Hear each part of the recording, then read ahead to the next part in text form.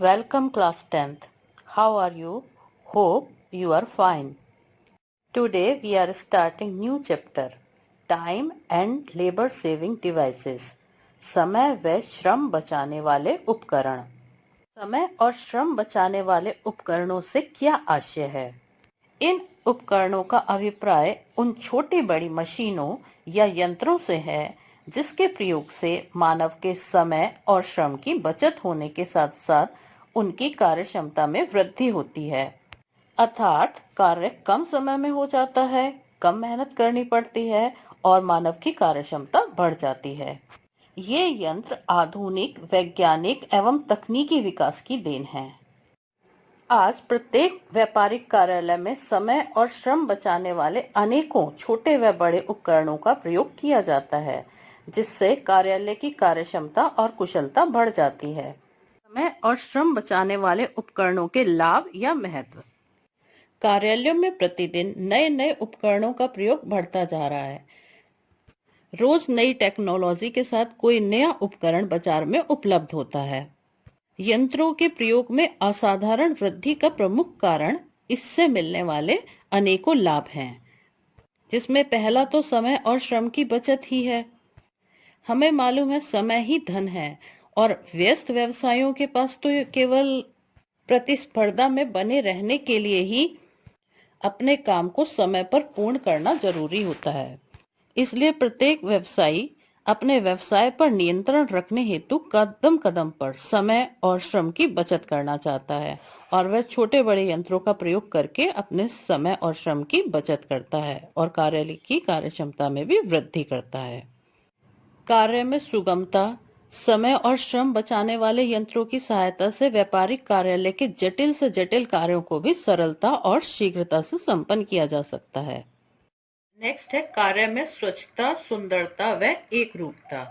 हाथ से किए गए कार्यों की अपेक्षा यंत्रों की सहायता से किए गए कार्य अधिक स्वच्छ होते हैं और उसमें एक्यूरेसी भी होती है, यानी गलतियां कम होती हैं और उनमें एकरूपता पाई जाती है। एकरूपता मीन्स देखने में वह जितनी भी इकाइयां बनती हैं एक समान दिखती हैं। नेक्स्ट है व्यवसाय की साख में वृद्धि। यंत्रों द्वारा कार्यालय के विभिन्न कार्यों के स्वच्छ और सुंदर ढंग से किए जाने के कारण संपर्क में आने वाले व्यक्ति ऐसी व्यापारिक संस्था से प्रभावित हो जाते हैं और इससे संस्था की साख में वृद्धि होती है। नेक्स्ट पॉइंट है मितव्ययिता। मितव्ययिता यानी कम खर्चा। हालांकि अगर हम आरंभ में इनिशियल इन्वेस्टमेंट की बात करें तो शुरू में मशीन या यंत्र खरीदने में अधिक व्यय करना पड़ेगा, लेकिन धीरे धीरे जब समय व्यतीत हो जाएगा और यंत्रों के अधिकाधिक प्रयोग करने से हमारा कार्य जो है वो कम खर्चों में संपन्न होने लगेगा, जिससे उत्पादन में वृद्धि होती है, गुणवत्ता में सुधार हो जाता है। इस तरीके से ये यंत्र अंत में मितव्ययी ही सिद्ध होते हैं। कुछ कार्य ऐसे होते हैं जिन्हें बार बार करने से कर्मचारियों को नीरसता का सामना करना पड़ता है, यानी वो बोर होने लगते हैं। यदि ऐसे कार्यों को यंत्रों के माध्यम से किया जाए तो वह नीरसता समाप्त हो जाती है और कर्मचारी अपने कार्य में इंटरेस्ट लेने लगते हैं। नेक्स्ट इज गति में वृद्धि। विभिन्न यंत्रों और उपकरणों के प्रयोग से विविध कार्यों को तीव्रता और शीघ्रता से पूर्ण कर लिया जाता है। कंप्यूटर की सहायता से जटिल कार्यों को भी कम से कम समय में पूरा कर लिया जाता है। शीघ्र संदेश वाहन, टेलीफोन, फैक्स, कंप्यूटर आदि की सहायता से संदेशों को तीव्र गति से एक स्थान से दूसरे स्थान को पहुंचाया जा सकता है, जिससे कि व्यवसाय का विस्तार संभव है। निर्णय लेने में सहायक। यदि आपको डिसीजन लेना है तो डिसीजन लेने के लिए अपने आप पुराने किए गए कार्यों और आंकड़ों के आधार पर कोई निर्णय ले सकते हैं। तो यंत्रों के माध्यम से जो भी आंकड़े आपके पास उपलब्ध हैं उनका विश्लेषण करके व्यवसाय संबंधी निर्णय शीघ्रता से और ठीक प्रकार से लिए जा सकते हैं। समन्वय में सहायक। समन्वय होता है कोऑर्डिनेशन। जब दो या दो से अधिक व्यक्ति मिलकर काम करते हैं तो उनके बीच में जितना अच्छा कोऑर्डिनेशन होगा, जितना वो एक दूसरे के साथ कंफर्टेबल होंगे, उतना वो अच्छे ढंग से कार्य कर पाएंगे। यंत्रों की सहायता से कार्यालय के विभिन्न विभागों में समन्वय स्थापित हो जाता है। कर्मचारी जो होते हैं आपस में भी कंप्यूटर से कनेक्ट रहते हैं, फोन के माध्यम से कनेक्ट रहते हैं, अपने किए गए कार्य की जानकारी अन्य विभाग को देते हैं ताकि अगला विभाग उससे आगे की कार्रवाई उस पर शीघ्रता से और आसानी से कर सके। तो इनमें आपस में सहयोग की भावना उत्पन्न होती है। जालसाजी की संभावना नहीं। विभिन्न कार्यों को यंत्रों की सहायता से करने पर इसमें जालसाजी संभव नहीं हो पाती। किसी भी डाटा में चेंज करना सरल नहीं रहता, जिससे जालसाजी की संभावना कम हो जाती है। व्यापार का विकास तथा विस्तार। विभिन्न यंत्रों के प्रयोग से कर्मचारियों की कार्यक्षमता तथा व्यापार की साख में वृद्धि से व्यापार का विस्तार की संभव हो पाता है। समय व श्रम बचाने वाले यंत्रों के दोष या हानियां। जहां इन यंत्रों के प्रयोग के इतने अधिक लाभ हैं, वहां इनके प्रयोग की कुछ हानियां भी हैं। जैसे अधिक पूंजी। इन यंत्रों के महंगे होने के कारण इन्हें खरीदने के लिए अधिक पूंजी की आवश्यकता पड़ती है।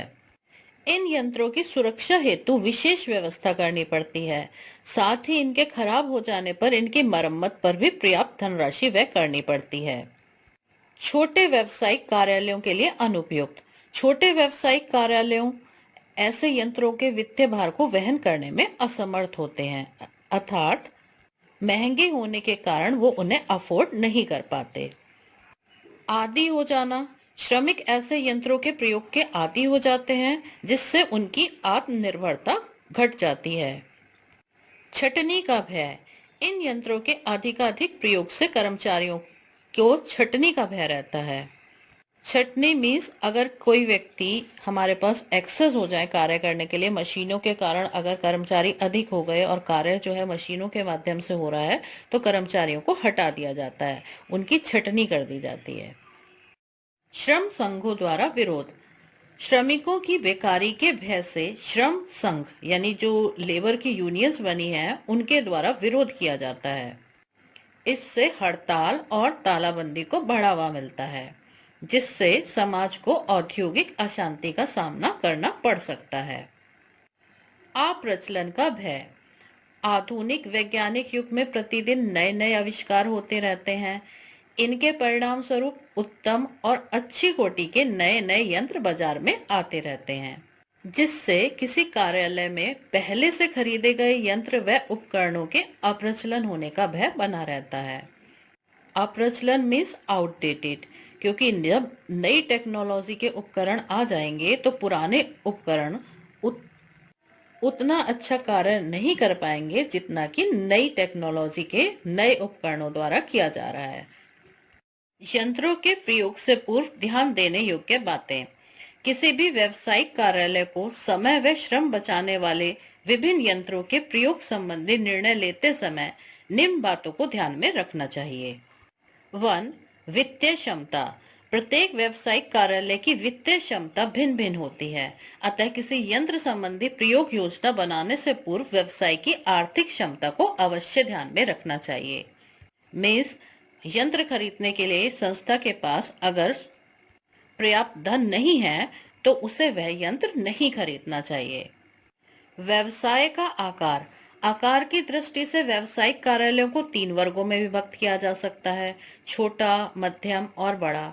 तीनों ही प्रकार के कार्यालयों के लिए पृथक पृथक प्रकार के यंत्रों की आवश्यकता पड़ती है। व्यवसाय की किस्म। गत वर्षों में व्यावसायिक कार्यकलापों के अत्यधिक विकसित तथा विस्तृत हो जाने के कारण व्यवसाय के नाना प्रकार के रूपों का विकास हुआ है, अर्थात व्यवसाय अलग अलग कैटेगरी के होते हैं।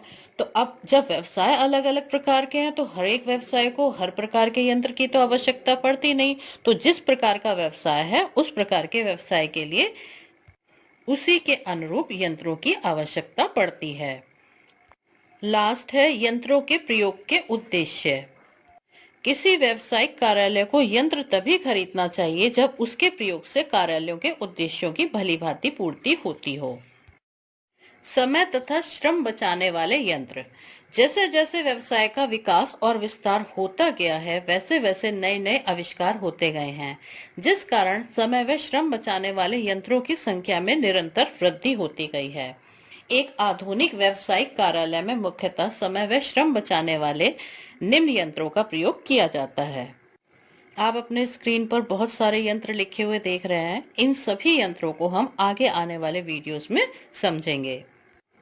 अभी के लिए आप इनका स्क्रीनशॉट ले सकते हैं, जिससे आपको इनके नाम पता लग जाएं। Thanks for watching. Keep studying, keep growing.